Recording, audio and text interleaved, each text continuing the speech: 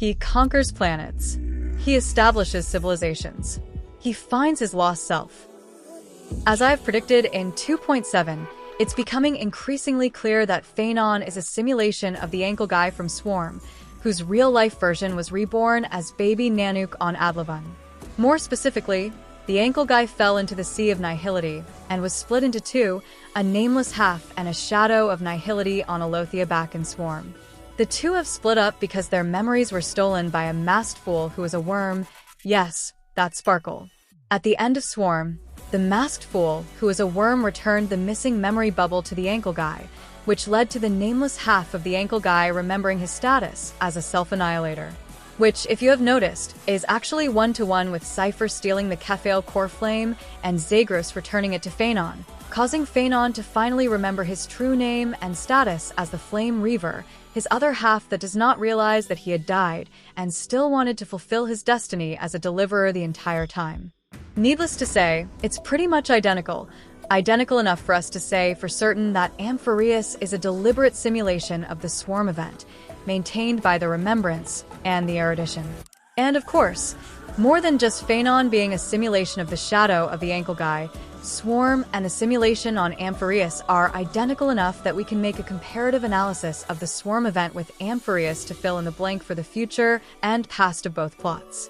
That said, right at the start, there are a few things that I have to clarify before we can proceed to the analysis.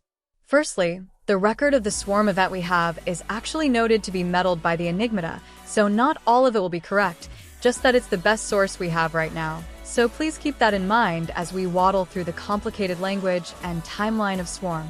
Secondly, even if the record of the Swarm event is relatively correct, the nature of Amphoreus itself as merely a simulation of the past means that not all events are as one-to-one as with Phainon and Ankle Guy.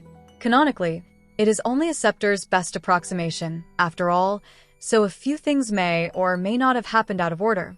And thirdly, the language the writers used for Swarm lore is complicated and hard to decipher as heck, especially when it's told from multiple point of views and out of order.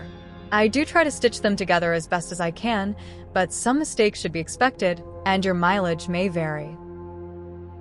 Now, to the beginning, we must decipher from whose point of views we experience Swarm from.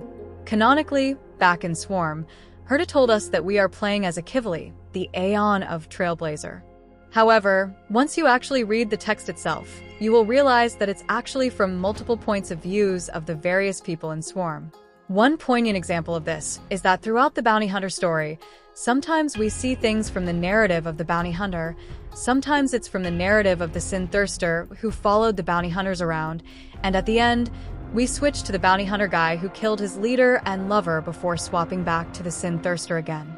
Another example would be the meeting between the Ankle Guy and the Navigator, in which across the many meetings we swapped back and forth between the Ankle Guy and the Navigator itself. And it's not just Swarm. Players who have combed through Gold and Gears would also realize that we swapped from the point of view of Polka to her victims, to the Masked Fool, to the minions of Rupert, to the various IPC characters throughout the story. So basically, Herta isn't quite correct here in universe.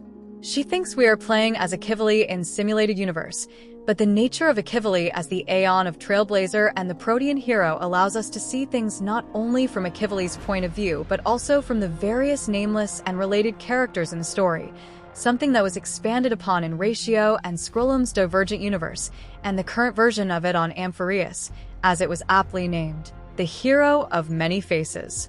In Chinese, the name of Amphoreus Divergent Universe, Protean hero, is actually Kanman Yingsheng, the Hero of Many Faces, which is a reference Joseph Campbell's book of the same name. In the book, with a tool of comparative mythologies and Jung's analytical psychology, he argued that all world myths follow a single narrative structure, the monomyth of the hero's journey. To quote Campbell, a hero ventures forth from the world of common day into a region of supernatural wonder. Fabulous forces are there encountered, and a decisive victory is won. The hero comes back from this mysterious adventure with the power to bestow boons on his fellow man.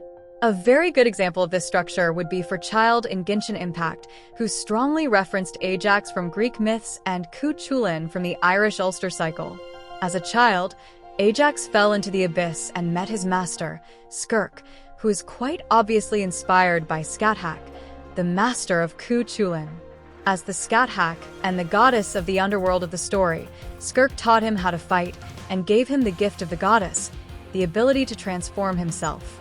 Going through the death of his childhood and the rebirth into a warrior, Child made his way to Teyvat again after inheriting his legacy, the aptly named the Foul Legacy. Albeit, for Child's case, he is a bit of a deconstruction of the monomyth, while for the main character of Honkai Star Rail, we got the whole hero's journey played straight when we died and was resurrected by Castores, completing our own trial and transformation into the heir of Oronix with the gift of the goddess. Of course, in real life, science has marched on, and Campbell's monomyth isn't considered to be true anymore.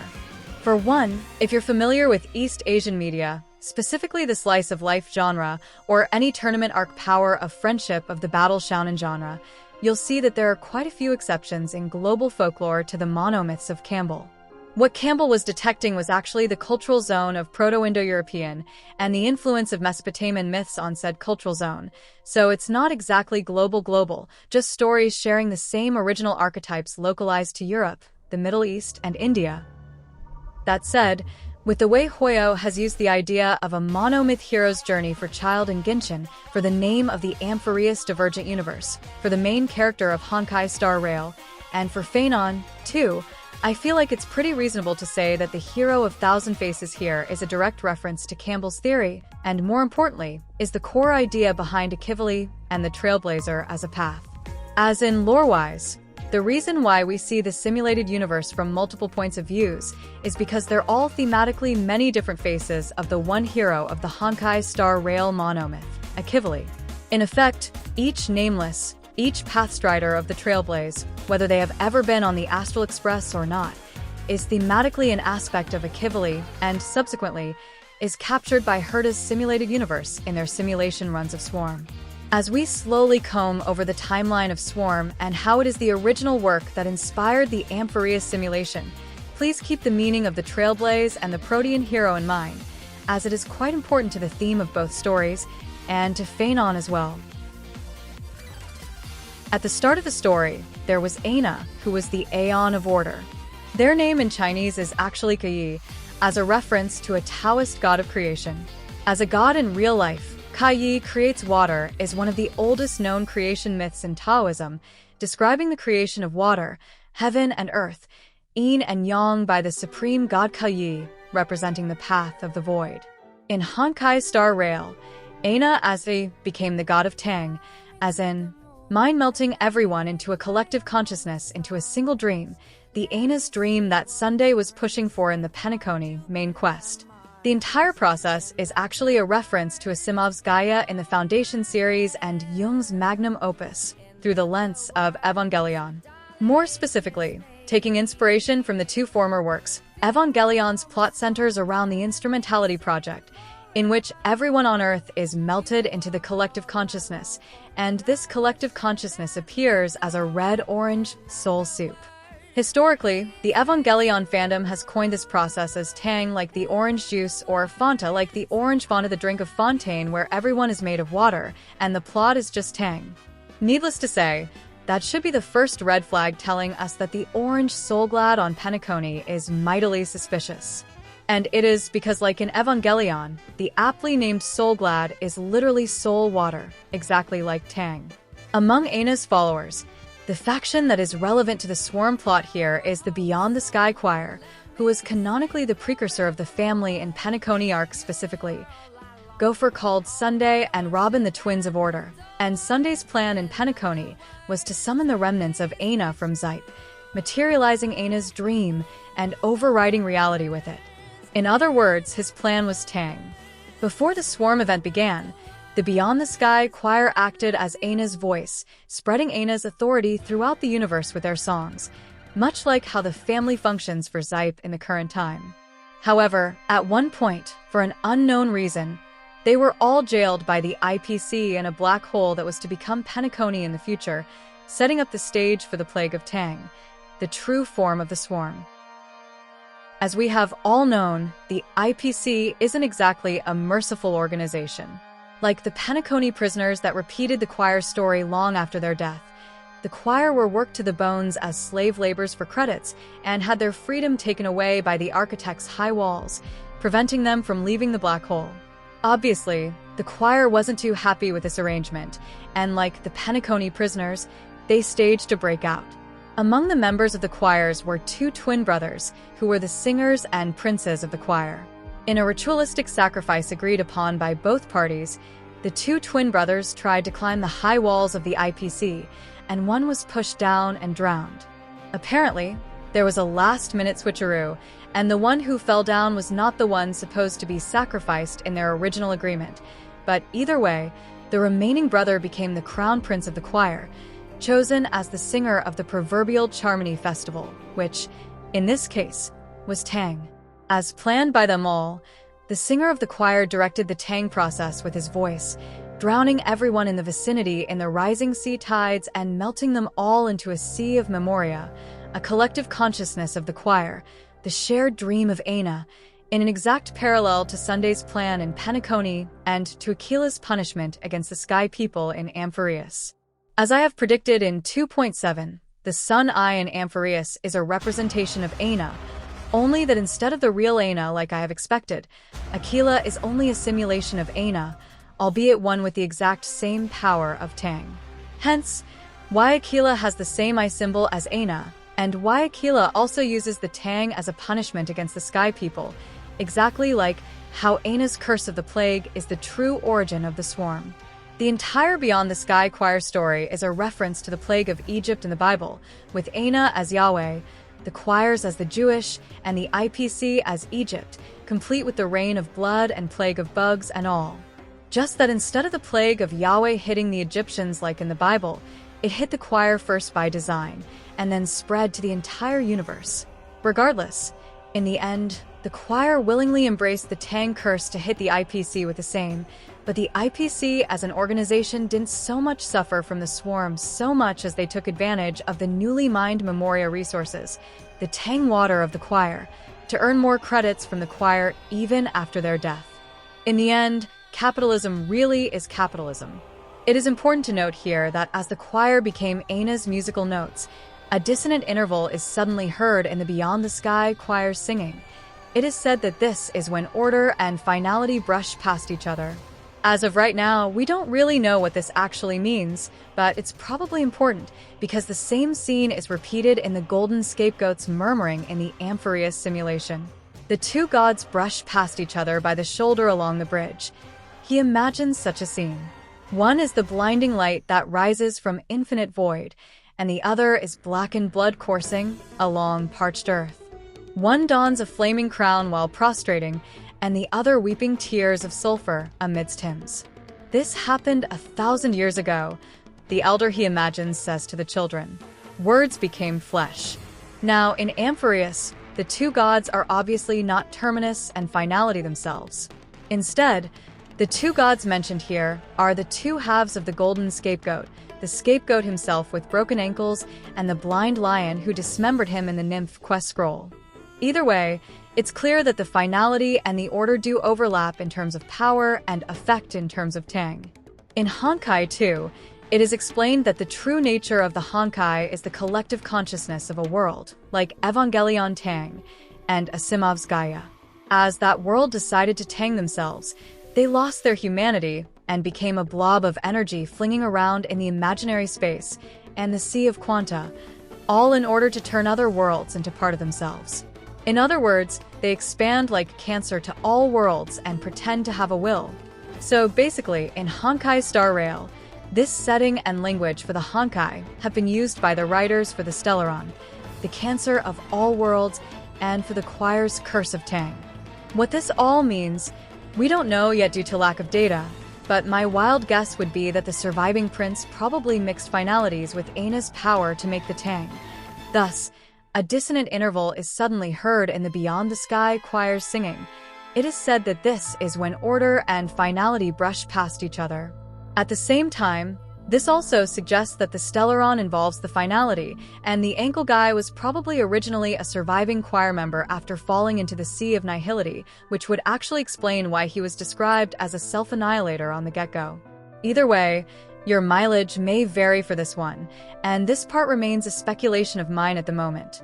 For now, a big time skip happened after the choir enacted their tang, and the next thing we know, for an unknown reason, and by an unknown culprit, the curse had spread to Mandala Island in the Lepismat system. Originally, Mandala was an isolated island in Lapol Major of the Lepismat system. They were neighbors to an empire who wanted to conquer them, the Alothia Empire, where the ankle guy used to rule before the swarm. As humans, the Mandala Islanders were described as fearing loneliness and death. From what remained of their artifacts, the Mandala Islanders used to draw on photos, creating colorful wings upon the image of their family members' shoulders. That multicolored flame erupting out is the representation of life itself. They connect and embrace each other with flames, culminating in the birth of new life. The Mandala Islanders use the continuation of life to resist the fear of loneliness and death. There is nothing else on this isolated island except love and loneliness. Regrettably, this flame will eventually be extinguished, and the island will end up being the initial breeding ground for the swarm. And then they grew wings for real, as insects. At the hospital on Mandala Island, your ears are filled with raucous cries. The number of newborns has peaked at an all-time high. In the days that follow, they rush out of the isolated island, and as a result, swarms emerge in the skies all over Lapol Major. You hold out with the doctors at the hospital for 21 days until the Lapol Major government officially announces the planet's fall and requests interstellar rescue. As transport ships arrive to evacuate the first batch of survivors, you hear whispers among some of the refugees, urging a distraught woman to flee the area.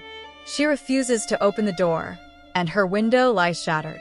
Driven by a sudden urge, you leap through the broken window and give her a good grimace. For her, this will be a better solace than those fools' comforting words. She is startled by your bold move. For a moment, you're unsure who is the matter one between you and the woman. Satisfied, you glance around the room and spot the toddler's shoes scattered on the floor, a heartbreaking revelation of the woman's cruel fate. Tell her about the fate that she must accept. Her children have all left, which also means they will never return. She winces, as if her blood has stopped flowing through her veins. Then she asks you to leave. Later, on the 24th night of the swarm invasion, she discovers an insect crawling through a slit in her window and raises it as her own child.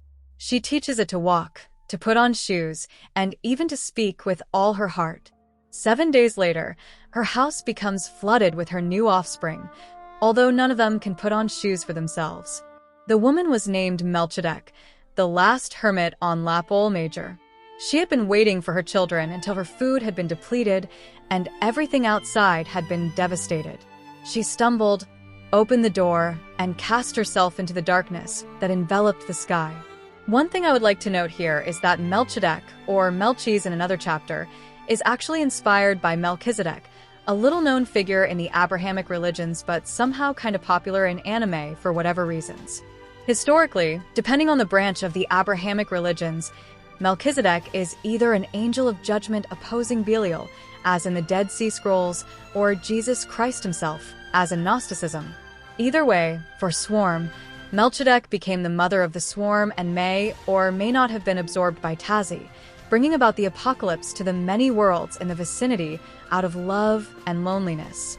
Long after the death of the Mandalan civilization, these bug children of Melchizedek would be cloned and weaponized into war machines against the bounty hunters by the Alothia Empire. Digressing, but if you follow Firefly's lore, you've probably noticed that this story is the precursor of Glamatha's Titania plot, in which the queen bee, Titania, was artificially cloned to make the Iron Cavalry, the unit Firefly was a part of and who fought as cannon fodders against the Swarm. As Titania turned against the Glamoth and led the Iron Cavalry against the Council, she would be the direct cause of the destruction of Glamatha's civilization, and it's no different here for Melchizedek and her children in Alothia, but that's something for later. For now, The Alothia Empire was looming near Mandala, itching to absorb Mandala into its fold, bugs and all.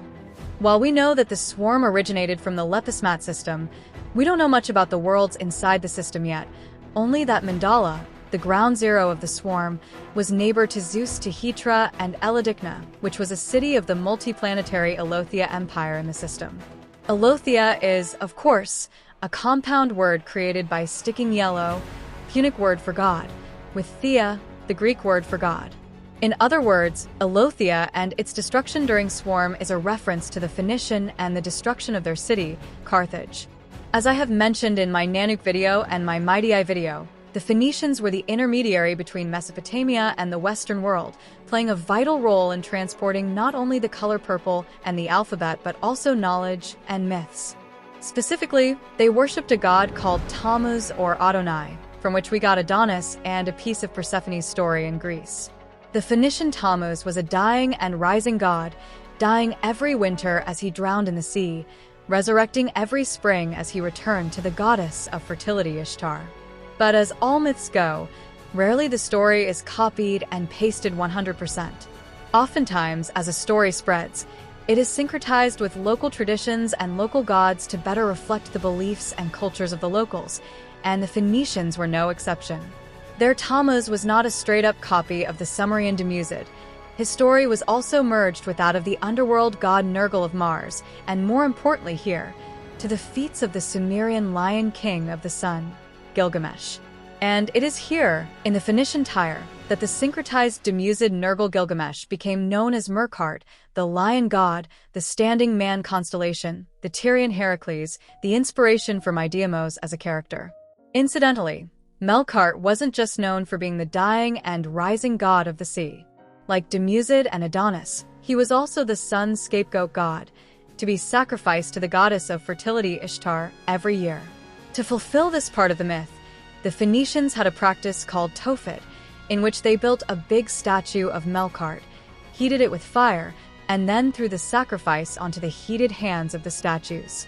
Oftentimes, the sacrifice is ungulates like lambs or goats, hence where scapegoat and sacrifice of the lambs came from.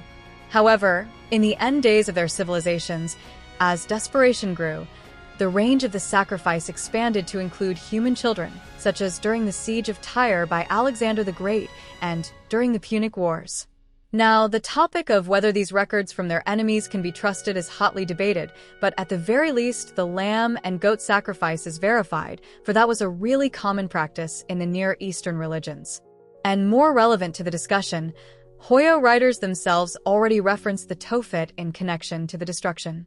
Namely, in the Duke Inferno relic set, the planet he set on fire as a sacrifice to Nanook is actually Ophir, Tophet, not Fitora, which apparently means stinky in Latin. So it was not a stinky planet, but a Tophet planet, all to be sacrificed to the Melqart Nanook. Similarly, the reason why the Duke Inferno video sacrificed the goat with broken ankles to Nanook is because all of them are reference to Melqart and Demusid, the sacrificial scapegoats of the Phoenician and Sumerian religions.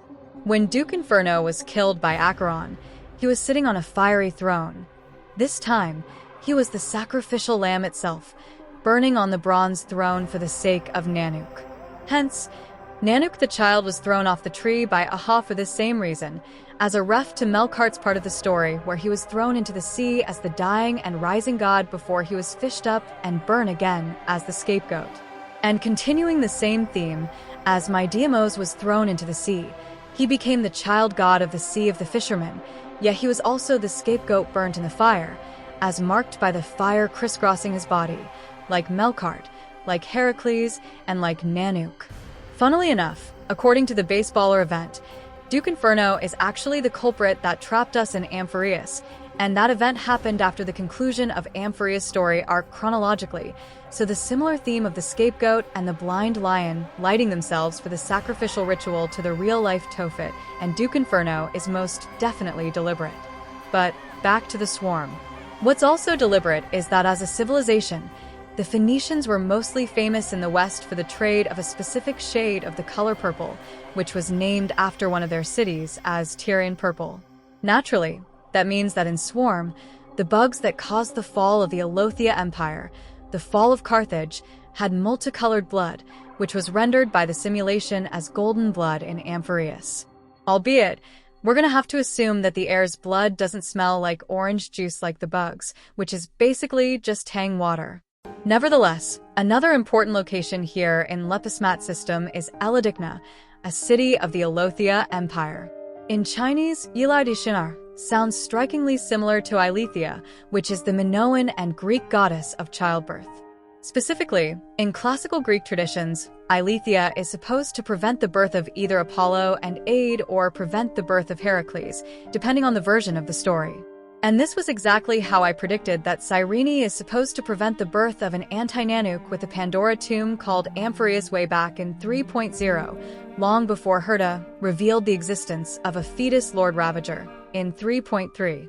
In real life, the Minoan goddess Eileithyia and her cave eventually evolved to be part of the Eleusinian mysteries and the Greek Elysium, the afterlife of heroes after death, which went on to inspire the Elysian realm and Alicia in Honkai 3,000 of years later. And yes, Eileithyia, Eleusinia, Elysium, Alicia are all cognates of each other. So naturally, as a simulation of Swarm and Eladikna, the cave of Eileithyia also existed on the cave called Amphoreus as Hades Alicia, which is presumably the initial state of Amphoreus in the past, the era Chrysia that both Caenis and post-memory Phainon wanted to return to before the Black Tides arrived. Either way, due to their proximity to Mandala, Eladikna became one of the first cities to fall to the Swarm, just as Hades Alicia fell to the Black Tides. But, as Herta suspected, it was not random that the Lepismat system, originally meant to be a faraway place without humans, somehow became the home of a multi-planetary empire. An Aeon had meddled into the creation of Alothia, and that Aeon is very highly likely to be Aha. In the first chapter of the Swarm Secrets, the Finality supposedly murmured of Tazzy's fate in their sleep. An Omen Vanguard managed to decipher the murmurs, then a Genius Society member recorded it down. Unfortunately for them both, the Genius Society member got scammed and developed stuttering even in writing, preventing him from actually leaving behind the murmurs of Finality. Also, Polka Kakamon showed up to kill him. The end result of this is that the words of Finality sounded like an enigma played backward, and we, in fact, don't have the real history of Swarm. Nevertheless, since Swarm was supposedly before Fully's time, and the Enigmata spawned off Fully in gold and gears, it's quite safe to say that the culprit that scammed the Genius Society member, the ultimate culprit behind the scene of the Swarm event, the god that set up Ena so that they would be killed by their own curse of Tang, is actually Aha, the Elation. In Amphoreus, the Elation is quite obviously represented by Zagreus, the Titan of Trickeries. Specifically, a lot of the Masked Fool's plot was carried over to Cypher and Zagreus themselves, such as stealing Kephael's memory bubble and returning it at the finale of 3.3. However, they were not the only ones who ended up with a Haas job in the Amphoreus plotline. Way back in last year's anniversary Cosmo Odyssey event, Sparkle already told us that she was the divine machine in charge of scriptwriting for the golden age of Amphoreus. And sure enough, from Destiny Weaver's missives, we were told that originally, the holy maidens of the Temple of Three Fates sensed some disturbances in the vortex of Genesis. The sky was no longer bound by the principles of Talanton. The Oakman Fate Compass has, too, gone haywire, its pointers spinning wildly as though manipulated by an unseen hand. Even worse, the Thief Star is appearing with increasing frequency. According to ancient prophecies, this signals that Zagreus schemes are currently taking effect, but I have a feeling that there's more to it than meets the eye. The paths of the Thief Star hide a chaotic pattern we've never seen before. The core flame of Janus is also acting up. As night falls, the gate of infinity resonates with an eerie sound, as if another world is knocking at our door. In other words, like the whispers of Finality being twisted by the elation and the multicolored and oily enigmata being born of the remembrances Eden, Sparkle, as the agent of elation, has knocked on the door of Amphoreus, infecting the remembrance of Cyrene and Oronix, turning it into the force of enigmata that it is today instead of the remembrance of the Sky Father Fully and the fragmented Mother Cyrene. As such, with the meddling of the elation, The Remembrance failed to preserve the murmurs of the Finality and the Nihility, creating the false prophecy of Swarm and of Amphoreus respectively. For Amphoreus, this is the prophecy of the Deliverer and the Chrysos heirs bringing in the new dawn of Era Novi, while for Swarm, this is the prophecy of the Ankle Guy and the Alothia Empire. Believing in the tampered whispers, he conquers planets. He establishes civilizations. He finds his lost self. Under the directive of Aha, a worm that is actually a masked fool, probably Sparkle, stole the memories of a self-annihilator, our Ankle Guy, possibly the surviving prince of the choir. Thus, a soldier who's trying to kill himself thus gains joy, which in turn becomes the desire to live. But the joy that a mere single worm can spread is limited. It is always fluctuating, diluting and coalescing in 3 days. As a result of missing his memory and forgetting his own identity, the Ankle Guy is then afflicted with a peculiar ailment that allows him to only retain memories of the most recent 3 days. He was split into 2 halves, a shadow of nihility wandering on Alothia and a nameless traveling on the Gondola, or an antiparticle and a particle pair, as with most Hoyoverse characters that have fallen into the black hole. In Alothia, having forgotten that he is a shadow of nihility, the antiparticle half became a leader of Alothia. He conquers planets. He establishes civilizations. He finds his lost self. And eventually, under the directive of the false prophecy, the shadow of nihility would direct the imperative to conquer Mandala, directly causing the birth of Tazzy as an Aeon. Naturally, in Amphoreus, the parallel of this event is Zagrus and Cypher stealing Caphael's core flame, which is highly likely to be Phainon's memory bubble, considering that he regained his true name and remembered everything right after receiving it at the end of 3.3. You can even say that because of his missing memories, the Phainon of this current cycle plays the exact same role as the shadow half of the Ankle Guy. Without his full memories as Caphael, Phainon is led to believe in the false prophecy twisted by Sparkle's script, becoming the deliverer of Amphoreus in the current cycle. Even more so, with the now confirmed information that Amphoreus is a simulation of the past jailing an unborn Lord Ravager and that the original Caphael has blue eyes and white hair, I think it's safe to say that my prediction in 2.7 and 3.0 was right. Phainon, as the original Caphael, is a simulation of the shadow of the Ankle Guy. Amphoreus itself is a simulation of Alothia. The Ankle Guy in the real Alothia became Nanook after being reborn on Adlavon, and that Phainon story is supposed. Simulate the ascension of Nanook as the antiparticle self Nanook, the Apollo whose birth Ilethia is supposed to prevent. For more information on how I arrived at that conclusion back in 3.0, you can check out this video for more details. Paralleling Phainon and his imprisonment in the eternal dream of the initial cycle, 80s Alicia, under the guidance of the false prophecy cooked up by Enigmata and Elation, the Ankle Guy arrived at Elidikna, which was supposed to be an empty world full of bugs, and all the Mandalan Islands had probably all become bugs by then. This leader has always managed to succeed against all odds, and his triumphs have filled him with avarice, hubris, and an unwavering belief that he can conquer any planet and erect unprecedented civilizations. While he can get whatever he desires, he has never discovered what he really wants. He conquers planets. He establishes civilizations. He finds his lost self. Before he arrived on Lepismat, he met a Navigator, so in other words, another nameless. Now, he extends an invitation to you, something he rarely offers. He admires you, a Navigator who composes poetry in your spare time. The curiosity for destiny is not just a butterfly that alights on your fingertips, but also on his. If you choose the Nihility option and decide to join him, you will reply, "I will join." A rare opportunity. You are willing to sacrifice some personal time for this. He discloses a secret.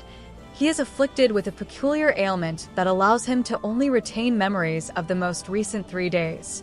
The leader requests a favor of you, to document certain whispers about Lepismat and remind him of them every 3 days.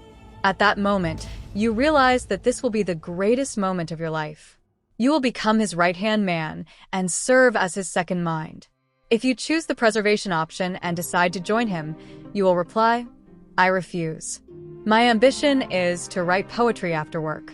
Of course, in the real history, the Navigator chose to fall into the Nihility and joined the shadow of Nihility. At the next landing, you will arrive in Lepismat. His eyes gleam, and you are aware that he believes in the half-deciphered whispers that were played in reverse. He conquers planets. He establishes civilizations. He finds his lost self. From there onward, presumably, the Ankle Guy and the Navigator led the colonization process on Mandala, building cities, killing sandworms and linoli worms, all in the name of the Alothia Empire. But despite the locals having all turned into bugs long ago, there were other actual people standing in their ways, and they are the Bounty Hunters.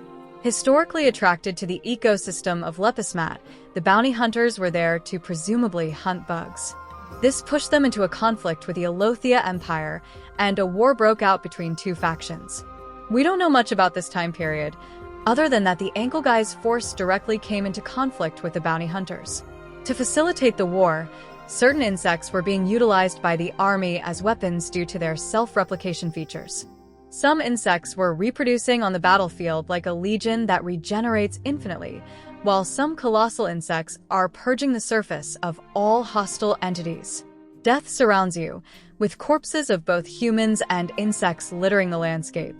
In the midst of heavy fighting, the Coleoptera species was decimated, leaving behind only one single bug left. Trembling, you suddenly spot the last of the Coleoptera on Lepismat, which hurtles into the sky with a shattered carapace and trails of mucus, leaving behind the chaos, carnage, and the unending flames of war.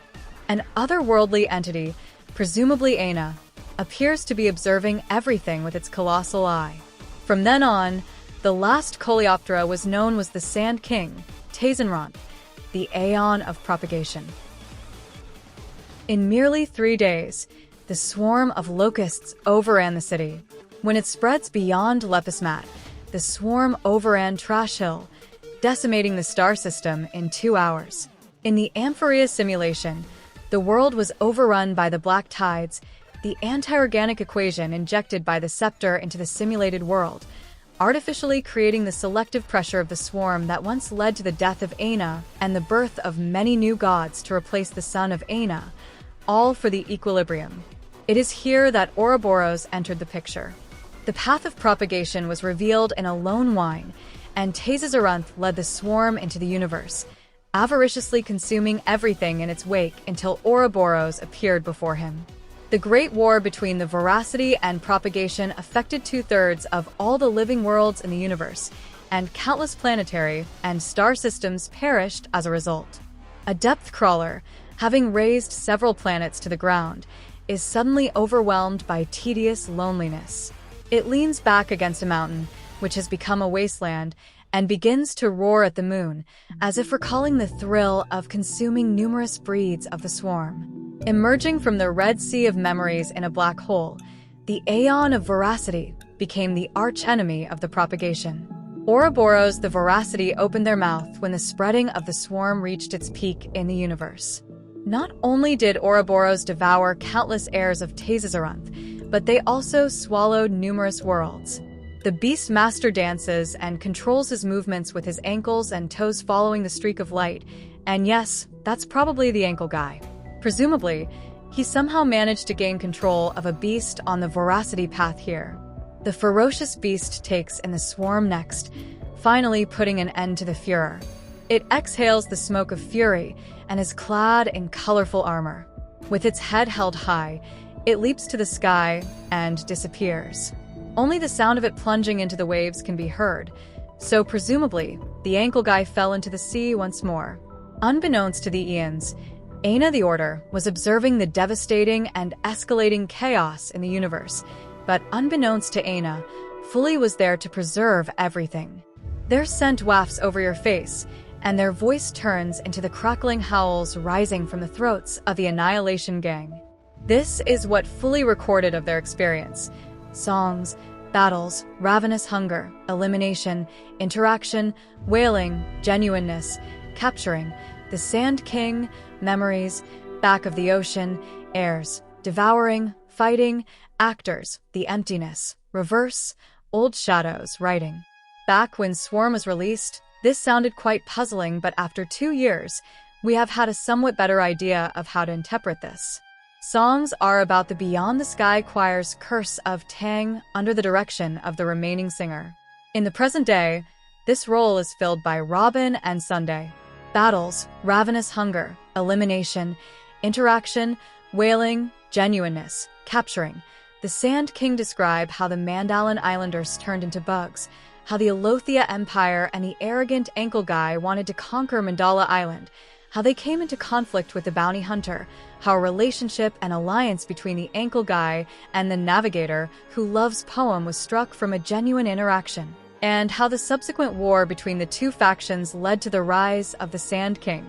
Memories, Back of the Ocean, Heirs, Devouring, Fighting, are about how the Oroboros rose from the back of the ocean, the Red Sea of Memories, and went on to fight Tazzy and their heirs across the cosmos as archenemies. Actors is about the masked fool that pretended to be a mourning actor and stole the ankle guy's memories, and everything was in accordance to Aha's script. Emptiness is the status of the shadow of the ankle guy after he fell into the sea and lost his memories to the masked fool.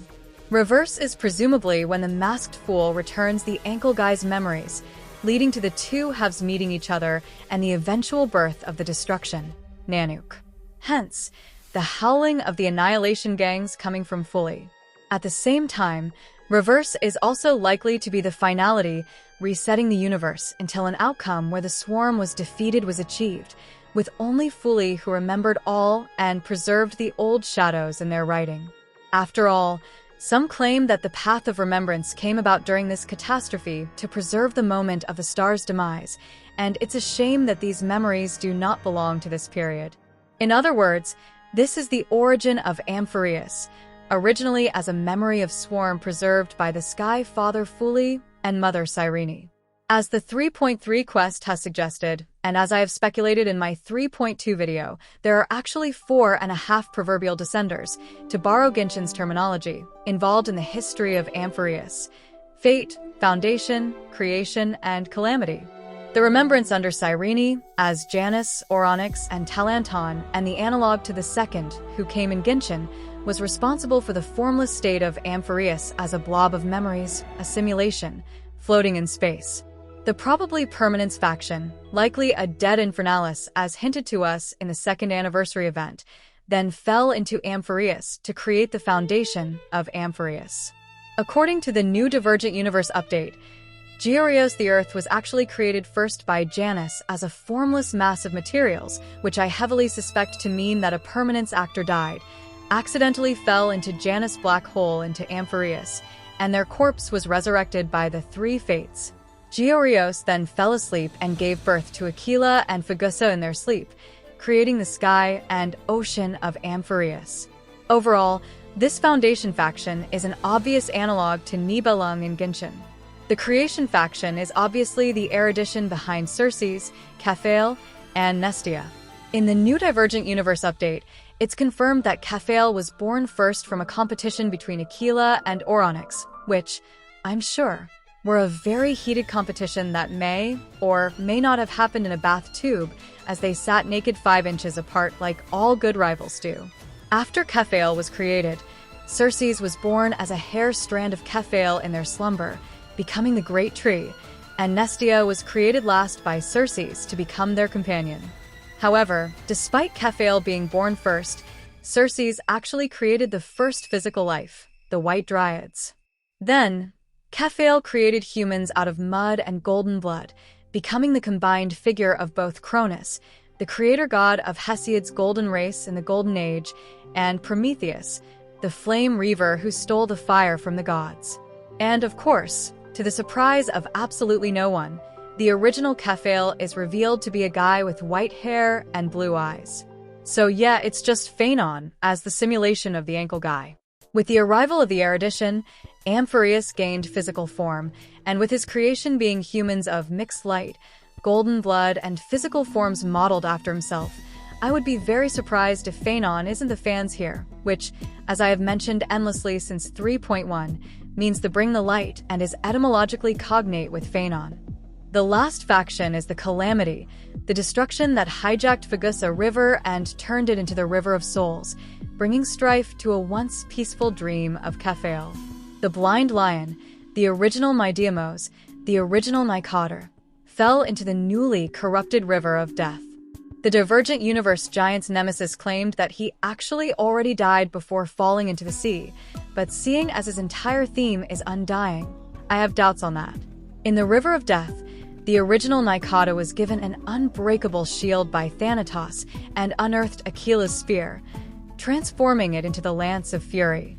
With strife rampaging the simulation, Caphael was, of course, disturbed and sought help from Aquila and Circes, the latter of whom suggested that Caphael trick Nemesis into striking their own shield with their own spear. Thus, the giant journeyed to the River of Souls to confront its sworn enemy. They spoke with carefully chosen words, goading Nemesis into action. Proud of their unmatched strength and divine weapons, Nemesis listened with scorn. Gripping their spear in one hand and shield in the other, they summoned all their might and clashed them together. A thunderous roar split the heavens. The earth trembled as if struck by divine wrath, quaking for what felt like an eternity before settling into silence. As the dust cleared, the spear remained unscathed, but the shield had shattered into countless fragments. Thus, the giant had finally stripped its foe of one deadly weapon. But that was all. Their struggle would not end here. It would carry on, stretching into the days yet to come.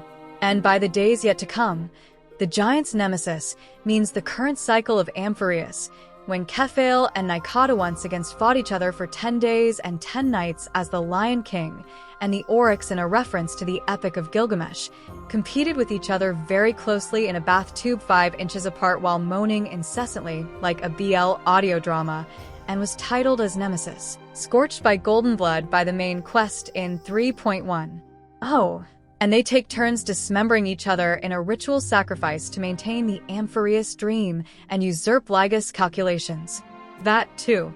So in short, if this chronology of the factions is true, then Fully would preserve Amphoreus first as a simulation of Swarm, and then like the Hersher of Corruption in Elysian Realm, the Scepter arrived and hijacked the entire thing by forcing awake the simulation of Aglaea, the sleeping Caphael, who is Phainon. Likely, with the awakening of Phainon from the dream and the replication of the Swarm's effect with an anti-organic equation, the Scepter is aiming for the recreation of the rebirth and rise of Aglaea into Nanook, recreating Nanook with a simulation of his past self to repeat the real Nanook's trajectory in history. The Scepter can use the new anti-Nanook to trace to the origin of the imaginary river, where Nous awaits with the cast iron throne, fulfilling Ligus' long-held desire of a chronic creator complex. In the wake of the swarm sweeping over the universe, a destroyed land is left behind. Much like the nameless faces of the black tides on Amphoreus, after the destruction subsides, a group of Synthurstas emerge from the void, feeding on the sense of guilt. They appear fleetingly and dance around in jubilation, having gained a new lease on life. They represent the souls of the deceased, the swarm that has died and been reborn, and the civilizations that have been destroyed and reconstructed, the ebony tide, leaving nameless water on the rocks, absolute water of reality, the water of death, thus bearing no name. Those who don't drink this water will die of thirst in it. Those who do will lose their own names. In this water that does not reflect one's face, all the world's faces are contained within. That face says, humans will rediscover their truer gravestones' names. As a sin thirst shifts and transforms like smoke, it eventually takes on a hunched human-like form. When it lingers near you, you detect both an alluring fragrance and the scent of blood. You tell it its name when it was alive. Names are masks created by the living for their own emptiness. Somehow, your actions seem to have agitated it. It alters its appearance and introduces itself in silence as a soldier imbued with joy, and a self-annihilator who has forgotten how to erase itself from existence. Hero, divine puppet. Prisoner. Which of these things are you? Who are you? I am but one among 1,000 faces defiant against my fate. That which you see is me. On the part of the bounty hunters, after the swarm erupted and they lost to the Alothia force, they started to be affected by the nihility. The member of the bounty hunter in a hat started to see his own synthirsto, hallucinating that their leader, a woman with blonde hair, was turning into bugs with multicolored blood, and that the synthirster told him to wash his hands. After days of being haunted by his own shadow, the bounty hunter with a hat killed his own love. Through the mist, you see the sealed fate of this blonde leader. She and a bounty hunter in a hat raise their guns at each other. In the roar of the gunshot, you see the sealed fate of the bounty hunter as well. He takes the life of the very woman he loves before setting down his hunting rifle for good. They share a fleeting moment of love before raising their guns, and the sweet moment is lost forever after the fateful gunshot. Of course, the leader was not necessarily turning into bugs. It's just that everyone in the Lepismat system came under the influence of the nihility after so many people and bug people died from the swarm and turned into synthirsters, wandering the land. In this aspect, the story of the bounty hunter and the blonde leader is an obvious parallel to that of Caenis and Aglaea and that of Reaver and Mydei in 3.3.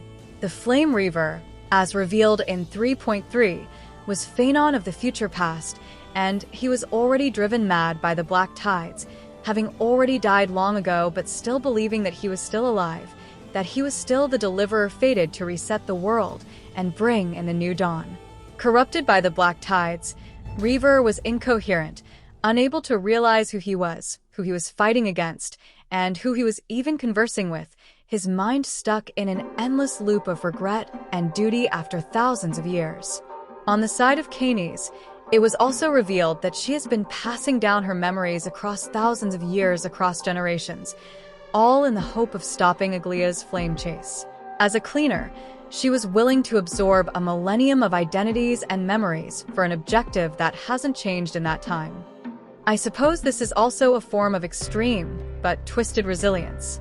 As Caenis stabbed Aglaea in her heart with a uniquely crafted dagger, Reaver stabbed Mydeimos in the 10th thoracic vertebra with a uniquely crafted sword, leaving their targets bleeding golden blood, completing the simulation of the bounty hunters' conflict that passed down to them from Swarm.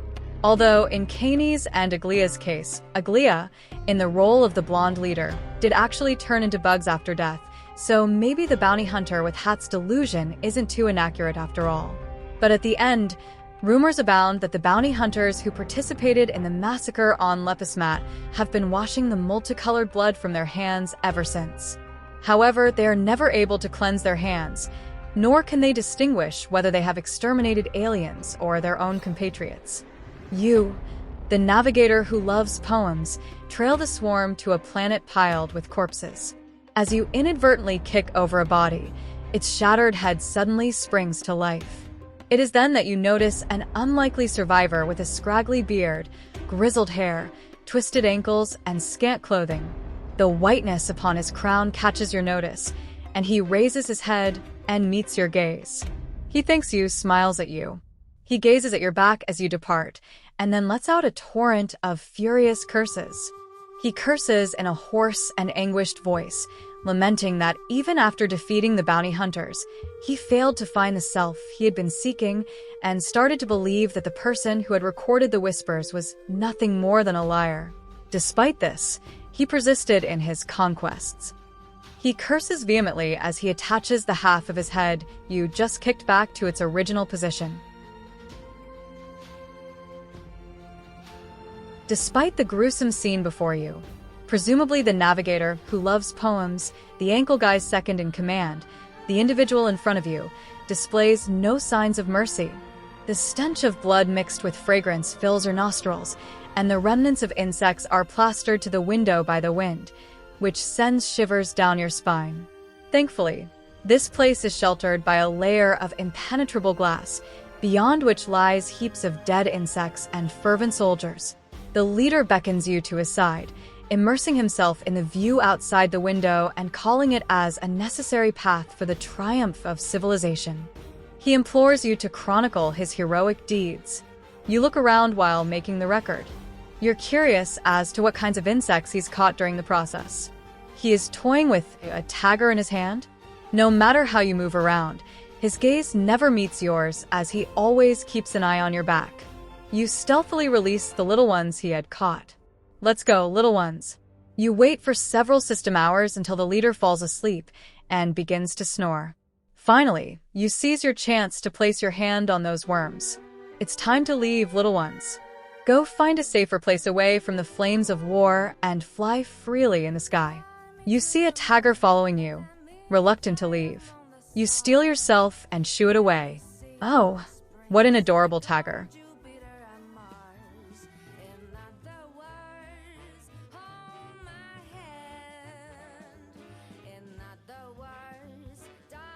A long time afterwards, you, presumably an agent of elation, arrive at a desolate world where nothing but a vast, lifeless desert remains. An old man with grizzled hair and twisted ankles sits amidst dunes and sand warriors, keeping the swarm at bay with his sand walls. Despite having overcome aging, a natural biological process for living beings, he appears tormented. He looks exhausted and says that he doesn't understand why he just won't die. He scratches his ankles and shows you the sand towers he has crafted. You knock down the sand dune he spent 10 natural years building. To your surprise, he thanks you and smiles at you. But then, he lets out a torrent of furious curses. The old man explains that he has created buildings, islands, pavilions, castles, and even a miniature metropolis for slaves, all out of sand. He has witnessed his miniature empire rise, thrive, decline, and ultimately fall. According to him, he is so skilled in this craft that he once even restored civilization in a land possessed of naught but corpses. However, now he seems exhausted and is ready to depart for the next world. But you refuse to hear anything. His reprimands were so harsh that you begin to weep uncontrollably.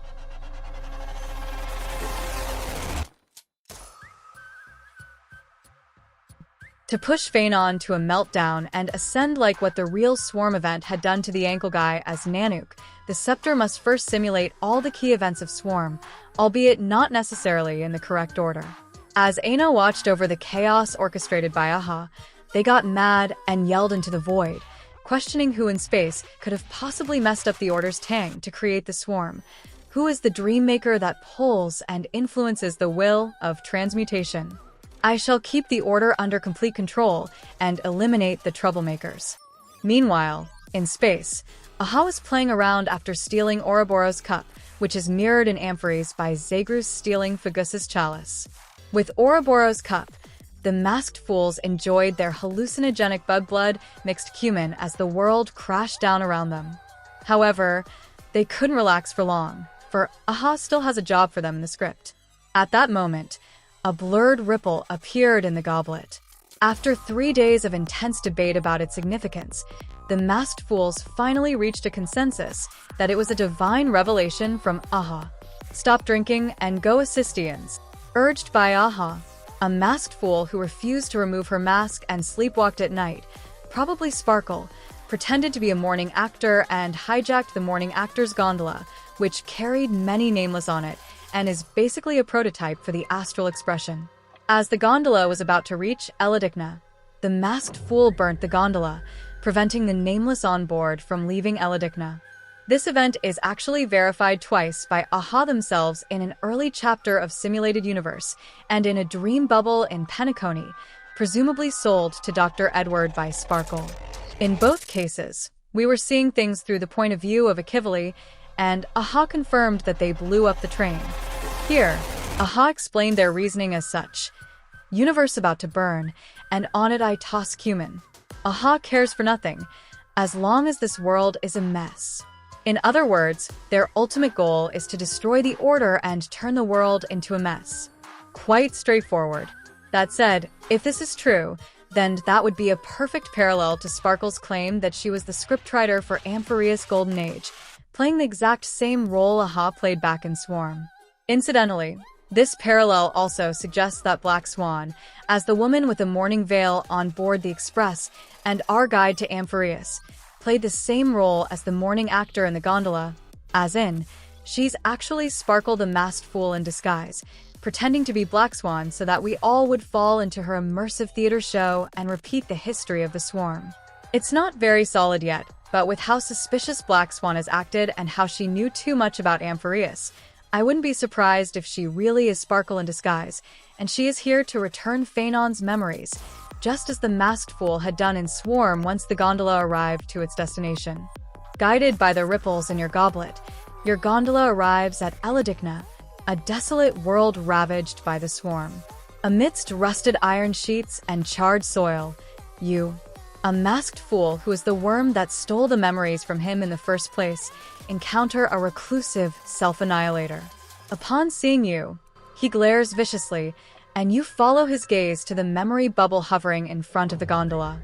He swallows hard and extends his hand towards it. At that moment, an eerie, amalgamated sound emanates from all corners of the sky. You see everyone on the gondola acting bizarrely, seemingly unable to resist this sound. You have no idea which dimension the noise can be sourced from, but it sounds akin to a cacophonous carol with booming, whimpering, and laughter combined with hymns arranged in parallel.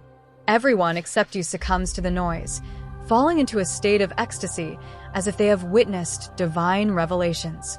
Despite your attempts to stop them, they follow the rhythm and pound the memory bubble in the dust until it cracks. As a shadow of nihility emerges from the broken memory bubble, the self-annihilator's heartfelt smile abruptly turns to anguish. He embraces the shadow with open arms and gets consumed immediately, vanishing in an instant. The shadow is actually the back of an entire world. At that moment, the self-annihilator finally reclaims his lost self. He merges with the shadow, and his very existence dissipates into oblivion in the blink of an eye. The arbitrators of equilibrium take action before you do. With a resounding boom, the shadow of nihility fades, and the eerie sound dissipates. At last, the restless swarm throughout the universe begins to calm down. In other words, the masked fool stole the ankle guy's memories, making him forget that he was a self-annihilator and conducted the events that led to the ascension of Tazzy. Then at the end, the same masked fool returned his memories, summoning the ankle guy's shadow of nihility, making him remember that he was Sin-thirsty all along. As the two halves of the ankle guy met once more, they engaged in a creation and annihilation reaction in the black hole and disappeared under the rule of equilibrium. And with his disappearance, the swarm began to calm down for an unknown reason. To parallel this, in Amphoreus, Cypher stole Phainon's core flame, which is likely a memory bubble in truth, and Zagreus returned it to Phainon, triggering the return of his memories, and he regained his true name. It's pretty one-to-one, honestly. What's also likely to be one-to-one is the Scepter's plan for Phainon and the Ankle Guy's eventual fate. In the Swarm era, the Ankle Guy, or at least half of him, was reborn on Ablavon as baby Nanook. As recorded by Fuli in the simulated universe's first closed beta, you find yourself become a weeping Ablavon baby with an uncut umbilical cord. You remember that there is a golden scar on your body and golden blood flowing on the dying planet. You find yourself dark-skinned and wearing a robe on the wasteland. You find that you are a swift shadow across the abyss, reaching out to catch the shooting star. The robe flutters and wraps around your dark skin. You laugh at exploration. The silk threads spin, overlap, and weave into oceanic words. And the next thing we know, Nanook has ascended and wiped out Ablavon, probably Tangit or something. It is important to note here that Nanook is associated with a bleeding black sun with golden blood. With the information that Ena's original job was to suppress calamities and that Nanook represents entropy, there's a good chance that one of the calamities that Ena was supposed to suppress was Nanook's destruction, and the creation of Nanook was deliberate on Aha's part.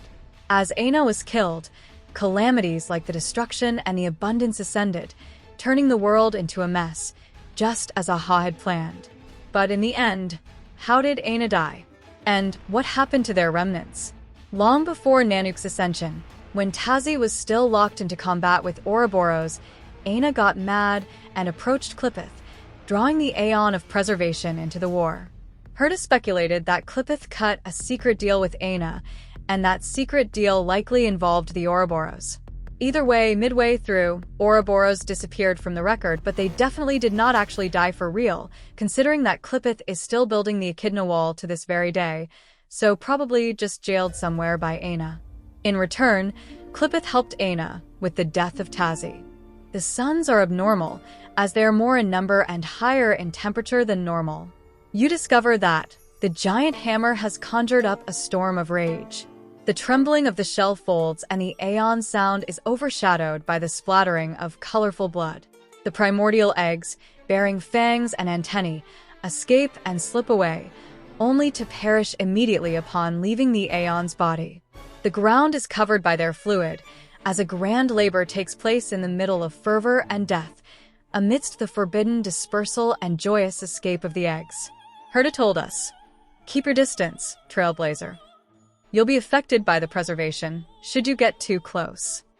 The glow wanes beneath the bluish-green moon. They seem to be falling. With the power of the many suns under Ena's control, Qliphoth conducted Tang on Tazzy, creating the fall of an Aeon.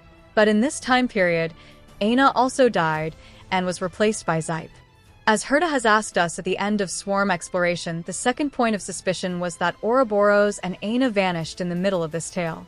The Swarm lore proper has not actually given us a clear answer yet, but Aha did hint to us what happened to Ena. In Elation's second chapter, this is what Aha told Xipe. As long as what you want to do is fun enough, even if it's a baton game, changes happen rapidly. We were still negotiating last time, but this time, Ena already became you. It's a shame, my friend, but I must say Ena makes you look even better. In other words, Ena's fate probably mirrored Aglaea's death in 3.3. First, Ena was probably Tang to create the abnormal suns that Qliphoth used to transmute Tazzy, just as Aglaea was transmuted by Chardonis, a follower of Georios, the Titan of Earth and Craftsman, into a bracelet. Then, Tazzy, as Aglaea and Nestia, fell into the Golden Bath, Tang and Ji together with Tazzy. Lastly, Xipe, as Hyacinth, was promoted by the equilibrium to fill in the space left by Ena, becoming the new sun, or in Hyacinth's case, the new Aquila, for some worlds that used to follow Ena. However, just Xipe alone was not enough to fill in Ena's shoes for the sake of the equilibrium. After the dust settled, Yaoshi was also one of the sons promoted by the equilibrium to replace Ena, just as Anaxa has promised to sow the seeds of suspicions in the next world. Also in the nation where the sun has been stolen, the believers who have lost their god will wake up from slumber. They include your portrait in the murals. They question you, the precursor for Yaoshi, the mirror of Circes. They beseech you for help. They long for you to give an answer you can bring from Trailblaze. Where did their god go? Now you have to answer them. You are none other than the savior, having no one to rely on. You seem to understand Yaoshi's compassion now. You calm down and take a deep breath before searching for the one voice among many to which you can respond. After the disappearance of the Order, the equilibrium will return the sun, just like how the Swarm never went extinct even after the Swarm disaster has receded. The decision of ancient Aeon of equilibrium cannot be questioned. Ron May states, "Everything they do is for the sake of equilibrium, and that's magnificent." Perhaps, it is no wonder to discover that the phenomenon of equilibrium appears to have always been present amidst signs of elation and harmony. In other words, all that Aha had done, the creation of Swarm, the death of Ena, the rise of Nanook, Xipe, and Yaoshi, they were all for the sake of the equilibrium. And who else represents the equilibrium in Amphoreus other than Talanton, the Titan of Justice? Perhaps it is no wonder that Cerydra is represented by chess pieces in Trivi's Myriad and in Divergent Universe, suggesting to us that she is one of the mastermind chess players in the game on Amphoreus. From what we currently know of her, Cerydra was the Supreme Empress and the leader of the first flame chase journey 1,000 years ago. Leading the army with Hyzelins as her second-in-command, Cerydra conquered many city-states for the purpose of ending all wars, centralizing the political power of Amphoreus under the banner of the flame chase journey, silencing all oppositions as Amphoreus' sole tyrant. Her goal was to hunt the Titans and seize the core flames. She gathered an immense force of warriors, scholars, priests, and adventurers. Heroes from all corners of the land answer her call, their numbers outmatching the pillars of the palace.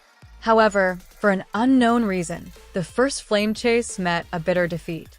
From that moment on, the once wise Cerydra changed. She became obstinate, heedless of all counsel, and eventually vanished from the public eye entirely. It was only when the Gold Weaver, Aglaea, rose to restore order that Okima's political landscape stabilized once more. In recognition of Aglaea's wisdom and leadership, the Council of Elders appointed her as the new executor, a tradition that continues to this day. However, I believe that Cerydra did not simply disappear, as the Council of Elders claims. Rather, she stepped into a grander scheme yet to be unveiled. The fact that the law of Amphoreus remains unbroken to this day is the strongest evidence of her continued influence. In the real Swarm event, after Ena died, it is said that the Equilibrium's duties have only grown greater. In the devlog, the geniuses once wondered what the Equilibrium thought of Nanook. In other words, combined with how many hints we have been shown of Cerydra and Hizelins in 3.3, we may see them soon once more in 3.4 as the chess game unfolds and Cerydra's function as the chess piece to bury time comes into play against Phainon's unfolding rage of Achilles. But for Swarm, the story had already ended. At the grand finale, when the old world has been destroyed, fully ascended and preserved all worlds destroyed by Swarm, one of which was under the care of Cyrene, and became the Amphoreus we know today. So to sum it all up, Amphoreus is a simulation of Swarm, more specifically, of Alothia, and continues the Swarm parallel from Penacony. Effectively, Swarm and Amphoreus are two iterations of the same play, with some scramblings of the roles and event order due to the approximation nature of a simulation and, well, likely due to Cyrene's meddling as well. On the screen is a table I made, aimed to summarize all the relevant information I have talked about in the video so far. Please pause at this part, or follow the link in the description if you want to take some time to review first before we move on to the last part of this video.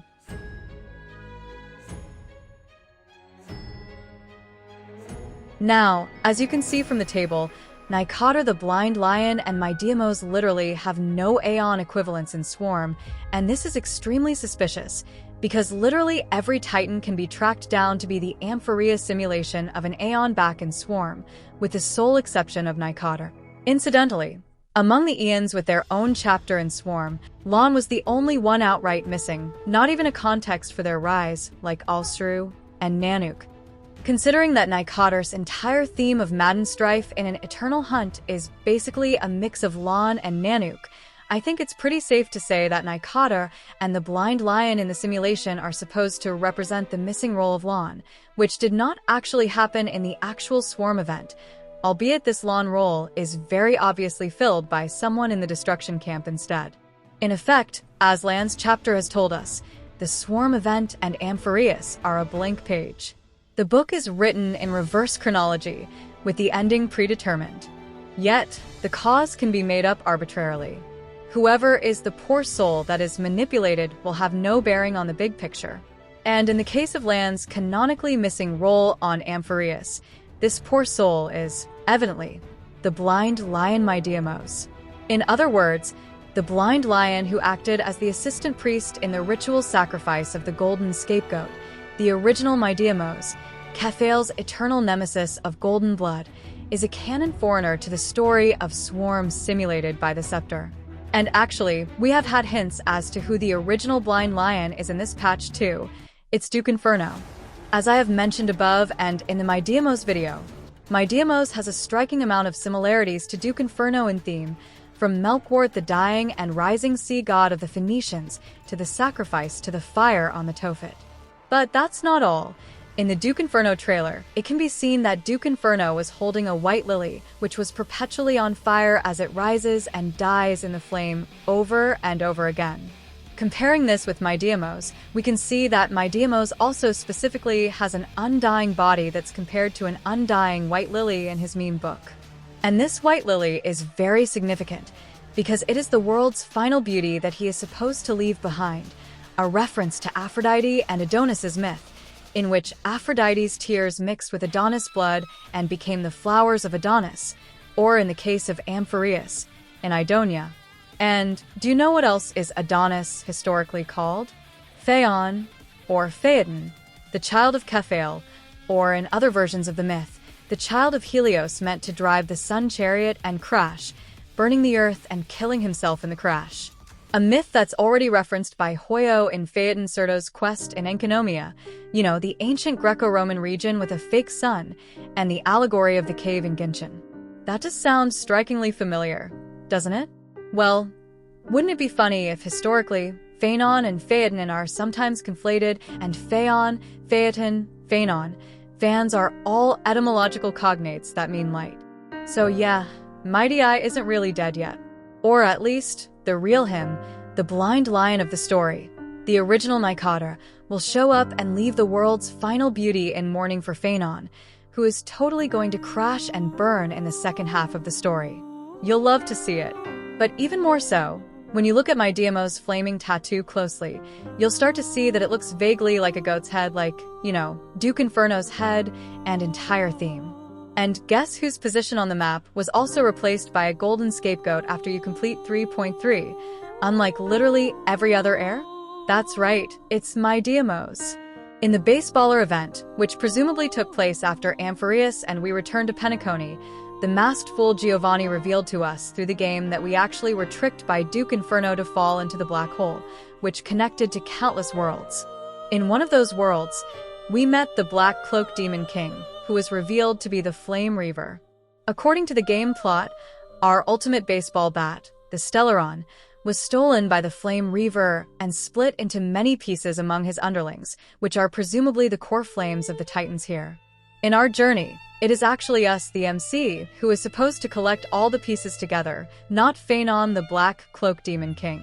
In other words, we are the true deliverer of Amphoreus, while Phainon functions as the ankle guy's shadow of nihility, wandering the desert as a Synthirstu, not knowing he had died, cursed to repeat what he has done in life endlessly. Hence, I'm reasonably sure this is why he called us the real hero of Amphoreus, because we are the real deliverer of the story as Akivili of the Swarm history, not him. At the same time, this means that Duke Inferno totally didn't actually die, which makes sense because he is the flaming undying lily in his trailer. In the livestream, the writers did show us a scene of Acheron looking down at a flaming river, suggesting that there was something wrong with the River of Nihility after the black hole Acheron ate Duke Inferno. If the Baseballer event is to be trusted, then that means Duke Inferno is likely the true identity of the Blind Lion, and it was his true self who tricked us to fall into Amphoreus, the Faust Part 2, through the black hole at Penacony, fulfilling the Faust connection that has persisted since the Faust Part 1 of Penacony. But to be fair to Duke Inferno and Mydeimos, it doesn't seem like he actually means ill to Amphoreus. During the quest Nemesis, Scorched by Golden Blood, after Nicator's trial, Mydei pretty much told Phainon exactly why strife existed as a force on Amphoreus.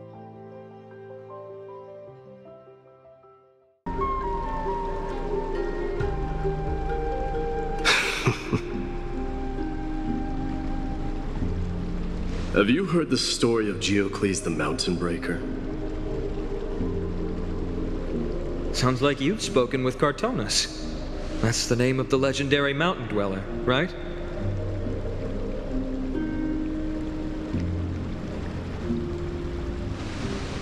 Let's have a chat before we go our separate ways. Cartonus told me that back in ancient times, the mountain dwellers lived in seclusion. They spent their days quarrying and gathering, living a simple and peaceful life away from strife. But Geocles was different. He resisted their traditional way of life, yearning for the world beyond the mountain. They're safe, but humdrum culture was like fetters around him.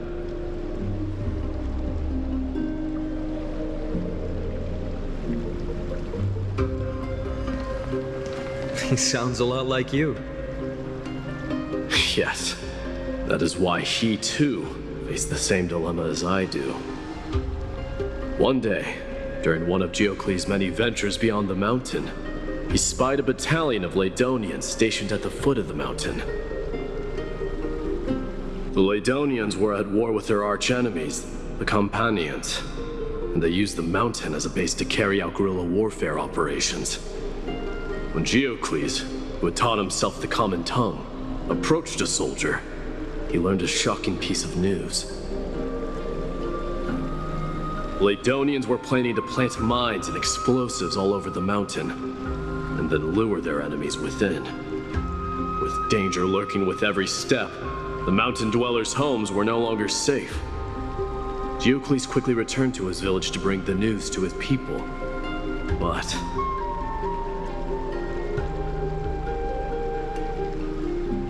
Let me guess.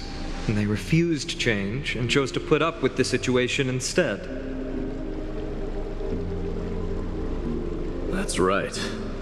The mountain dwellers were fearful of even the smallest change to their lifestyle, let alone leaving their home. Despite the imminent war, the elders would rather negotiate for peace instead of leaving the mountains. This made Geocles both angry and sad. But he didn't give up. If you were in his shoes, what would you have done? Lead my people on a resistance, perhaps. I'm not sure. I can't think of a solution that would make everyone happy. A solution that would make everyone happy, huh? That's how naive we are. Well, let me tell you what Geocles did. He took the mountain dwellers' store of gemstones and traded them with the Ladonians for a massive amount of gunpowder. But he didn't do this to fight the Companions. Under the cover of night, he set ablaze the forest surrounding the settlement, forcing his people to flee the mountain. That great fire marked the beginning of mountain dweller history. Since then, their people became part of civilization, and giants became a common sight in the holy city. Meanwhile, that mountain they once lived in has turned into little more than foam inside the black tide. But leaving their homeland also brought many mountain dwellers misfortune.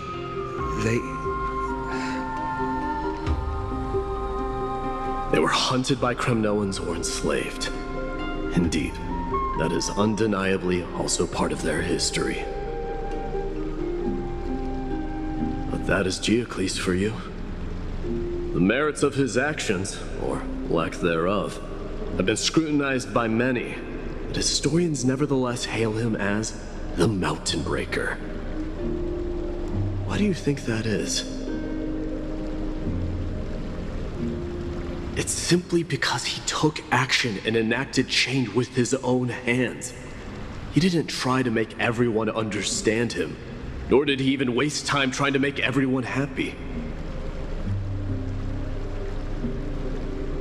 He started a great fire and burned the shackles of tradition to ashes, and then forced everyone to march toward the coming of a new era. With Amphoreus being Plato's cave, needless to say, the Mountain Breaker is exactly what the blind lion Nicator is to Amphoreus, a baptism of fire, a sacrifice to the flame in hope of a new dawn, to push everyone on Amphoreus outside of the cave and actually experience the light instead of relying on artificial sunlight. And with the writer's tease that the river of Nihility has been lit on fire, prompting Acheron's intervention and revealing the purpose of our starlit journey, I think it's safe to say that Duke Inferno's role in the story will be related to the plot twist about the river of Nihility. Another thing I would like to note that since Mydei and the Blind Lion occupy the missing slot of Lon during Swarm, that actually connects his plot to that of Hu Yi, the hero archer of Chinese mythologies that is referenced by Lan's lore. According to the legend, originally there were 10 sun crowds in the sky, causing severe droughts in the mortal world. Because of the people's sufferings, Hu Yi shot down 9 of the 10 suns, leaving only 1 sun left to bring light to the world.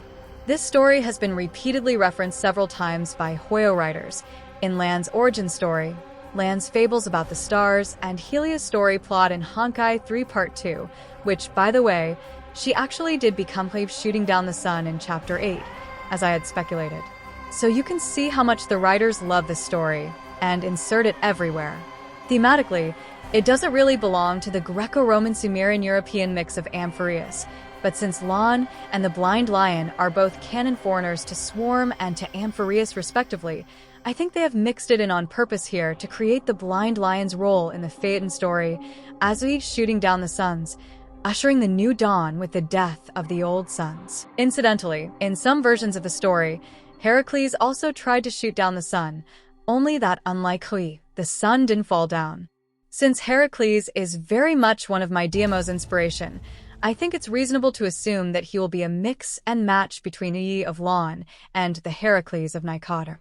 Okay, last addition to the script here, but right as I was finishing this video, Hoyo posted the soundtracks, and it turned out the song when Mydei and Phainon were saying goodbye to each other in 3.1 is titled Beneath the Sheepskin. Credit to my friend Tofu for identifying the song.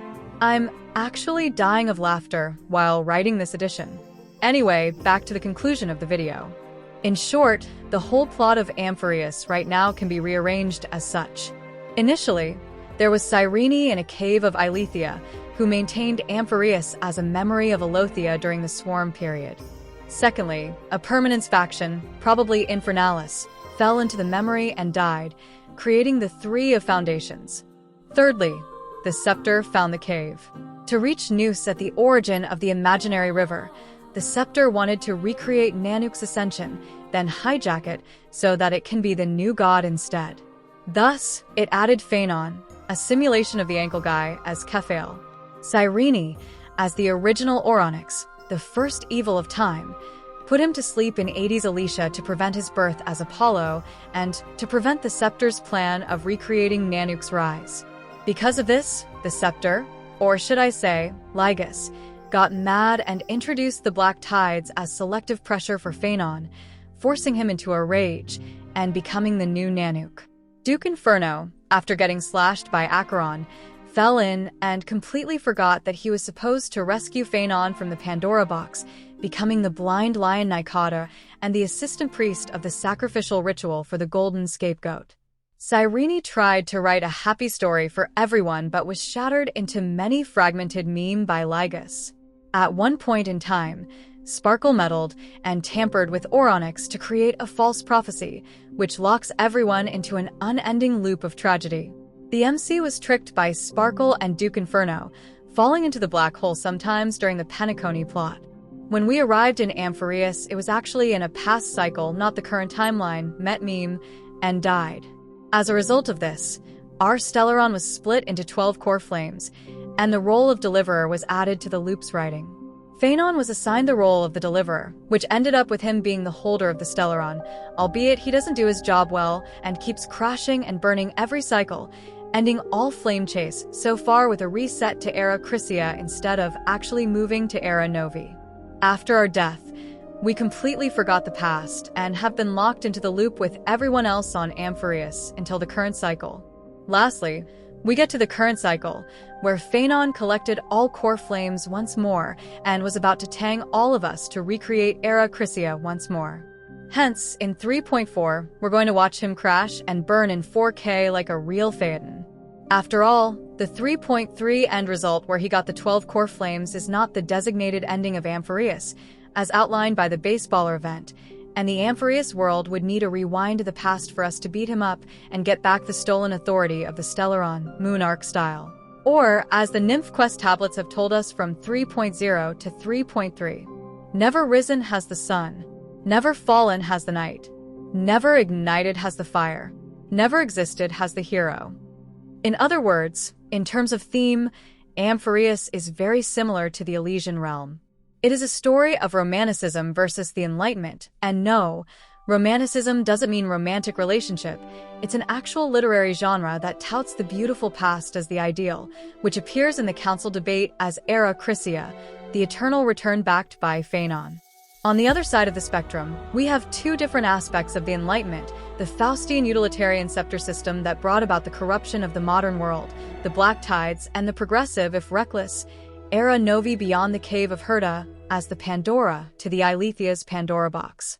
And caught in the midst of it all are the fallen heroes of the Swarm era, those who died nameless, those whose journeys remained unfinished, those whose ashes were preserved in an amphora, a story that had already ended prematurely. And it is our duty, as Akivili, the collection of all nameless, the hero with 10,000 faces, the Aeon of Trailblaze, to go along the footprints to witness their crusade. And in the end, we will go beyond their destined tomb to create a future they could not reach. We will see. Come with me, take the journey. Oh.